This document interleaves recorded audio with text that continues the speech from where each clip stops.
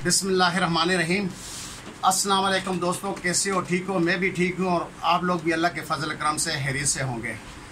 तो दोस्तों, जो वाक़या मैं पेश करने लगा हूँ, सबसे पहले वो वाक़या पेश करूँ। उस वाक़ये में इस वीडियो का जितना जो बातें करनी है उस वाक़ये के अंदर ये बातें मौजूद हैं।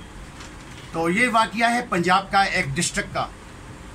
तो अभी डिस्ट्रिक्ट का तो मैं नाम नहीं लेता, जब बारी आएगी अगर पाक फ़ौज मेरी गारंटी देगी, मैं सिर्फ पाक फ़ौज को बताऊंगा, बाकी मैं किसी को नहीं बताऊंगा। अगर पाक फ़ौज अगर मेरे साथ तावन करती है, गारंटी देती है मेरी, तो मैं पाक फ़ौज को बता दूंगा। तो ये वाक़या ऐसे है कि पंजाब की एक जगह, एक डिस्ट्रिक्ट में मैं एक थाने को गया। थाने के अंदर जो है एक अफगानी बंद था और एक पाकिस्तानी था, जिन्होंने एक कुछ दिन पहले 15 दिन पहले एक लड़के को क्रिकेट खेलते हुए बला मारा था। लड़ाई हुई थी, उसके दांत 2 तोड़े थे। डॉक्टरी रिपोर्ट के मुताबिक उसके ऊपर रिपोर्ट हुई थी और 15 दिन के बाद वो 2 बंदे गिरफ्तार किए थाने वालों ने। तो मैं थाने को गया, मुझे तो पता नहीं था क्या मामला है क्या नहीं है। मैं थाने को जब चला गया, मेरे साथ 2 दोस्त और भी थे कि यार ये माले के 2 बंदे चले गए हैं तो इनको लेके आना है। छोटी सी लड़ाई हुई है। जब मैं थाने गया तो एक अफगानी था और एक हमारा पाकिस्तानी था। तो हम उधर अभी बातें कर रही थे थाने में कि भाई किस तरह इनकी जान छूटे, क्योंकि जिस लड़के के वो मारा था उसकी वालदा भी आई थी, वो बेवा थी। तो उनकी डिमांड ये थी कि हमारे को 2 लाख रुपया दिया जाए, क्योंकि हमारे बेटे की जो है ये एक सोने की जंजीर थी, एक तोले की, और इसके जेब में 20-25 हज़ार रुपया था, वो भी इन्होंने निकाला है, और एक तोले की जंजीर भी इन्होंने ली है। तो मैंने बोला ये तो मामला बहुत ख़राब है कि 1 तोले की सेट है, 1 तोला सोना निकाला है और साथ 20 हज़ार रुपये भी निकाले हैं। उस वक्त वर्कर की तनख्वाह थी 3 हज़ार। तो ये तो कम से कम जो है 6-7 तनख्वाहें बनती थी। तो पहले तो हमने बहुत नरमी की कि ये मुझे यकीन नहीं आ रहा था कि इस लड़के के पास। जब उसका जो तफ्शीशी था, मैंने उस तफ्शीशी को बताया कि भाई इस लड़के की अभी तलाशी लो, जो इसकी वालदा बोल रही है तलाशी लो, इसके जेब से क्या क्या निकलता है, बरामद होता है। अभी 15 दिन गुजर चुके हैं। जब उसकी तलाशी ली तो उसकी जेब से कोई चीज़ नहीं निकली।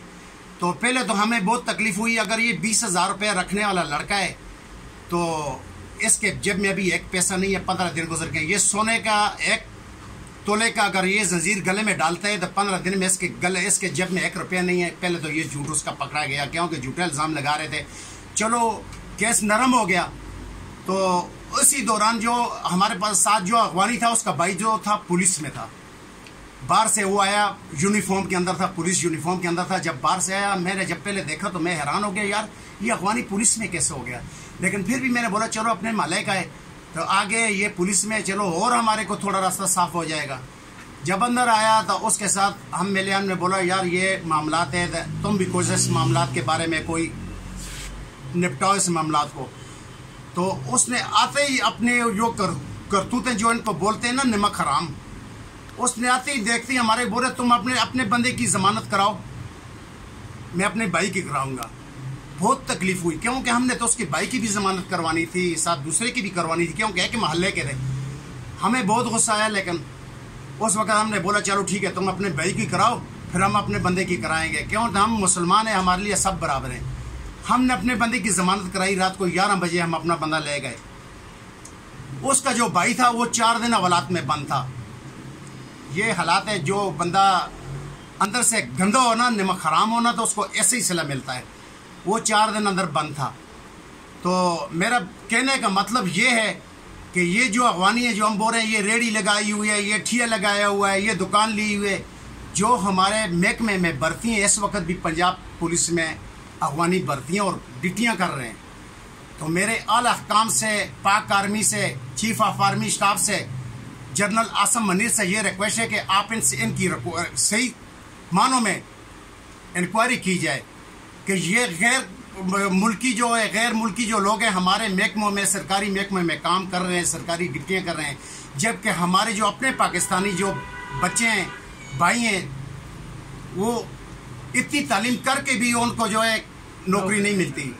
डिग्रियां लेके घूम रहे हैं, उनको नौकरी नहीं मिली। और एक गैर कानूनी तौर के ऊपर एक माजिर है, वो सरकारी ड्यूटी कर रहा है, पुलिस में ड्यूटी कर रहा है। तो ये कहाँ का इंसाफ है? तो आप पप्पू भाई बताएं, हमारे महकमे में पुलिस और इसका मैं सबूत दूंगा। मैं कोई ऐसा नहीं, ये बात नहीं कि ये कल को कोई बात होगी तो मैं बोलूंगा नहीं मैं तो सिर्फ वीडियो के लिए।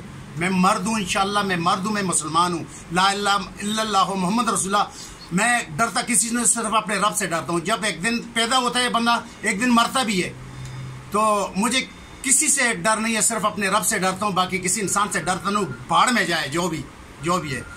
बात होगी हक सच की कि ये जो हमारे महकमे में पंजाब में इस वक्त मैं पंजाब से शुरू करूँगा, बाकी जगहों में भी बहुत सी जगहों में ये सरकारी लेनों में, सरकारी इदारों में ये लोग ड्यूटियाँ कर रहे हैं जेली शनाख्ती कार्ड बनाकर।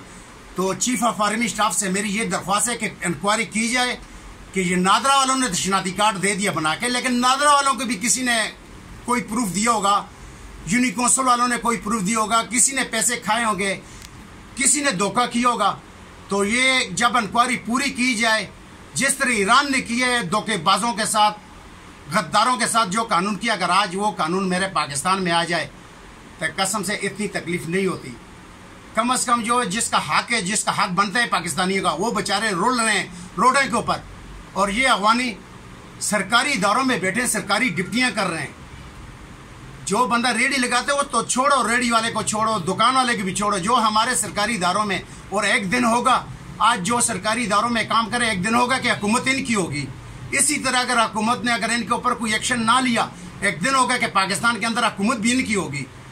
आप लोगों का क्या जाएगा? आप लोग तो चले जाओगे, किसी ने बाहर जायदाद बनाई हुई है, किसी ने किधर बनाई है, लेकिन तकलीफ हमारी इधर इस आवाम को होती है। जो हमारी पाकिस्तान की जो गरीब आवाम है, तकलीफ तो सारी वो उठा रही है। तो पप्पू भाई आप भी थोड़े इसके ऊपर तबसरा दें, इस बात के ऊपर अपनी रोशनी थोड़ी डालें कि ये जो काम किए पुलिस में भर्ती हैं, पुलिस में ड्यूटियाँ कर रहे हैं, बाकी दूसरे महकमे में भी हैं, उसमें भी है, और उसका हम सबूत देंगे। लेकिन सबूत देंगे सिर्फ पाक आर्मी को देंगे, बाकी किसी को नहीं देंगे।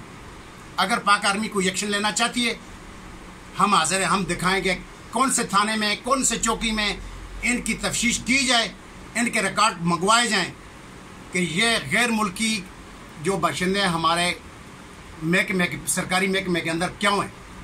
तो आप क्या बोलेंगे, ये काम अच्छा है पप्पू भाई? ये बिल्कुल गलत है। ये हमारे पाकिस्तानी भाइयों के लिए, बच्चों के लिए, जो आजकल के जवान हैं उनके साथ सरासर ज्यादती है।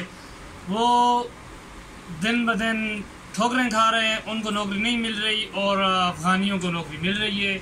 हाँ। ये बात समझ से नहीं आ रही। वो पता भी है कि कितने बड़े नमक हराम लोग हैं, कितने हमारे मुल्क से नफरत करने वाले लोग हैं, फिर भी नौकरी मिल रही है। अभी मैंने कुछ दिन पहले वीडियो बनाई थी इसराइल और ईरान की जो जंग थी, उसके बारे में मैंने कई पाकिस्तानियों से इंटरव्यू लिया था कि भाई आप किसके मुफाद में, किसको सपोर्ट कर रहे हो।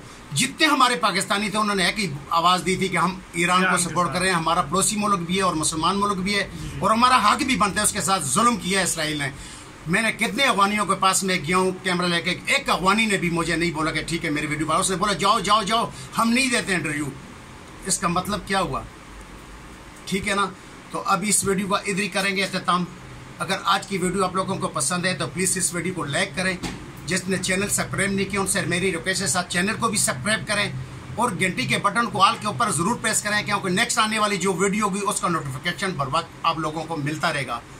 मिलेंगे नेक्स्ट वीडियो में किसी अच्छी अपडेट के साथ। मुझे और मेरे पप्पू भाई को दें इजाज़त। अपना ख्याल रखना, दुआओं में याद रखना। खुदा हाफ़िज़, अल्लाह निगहबान।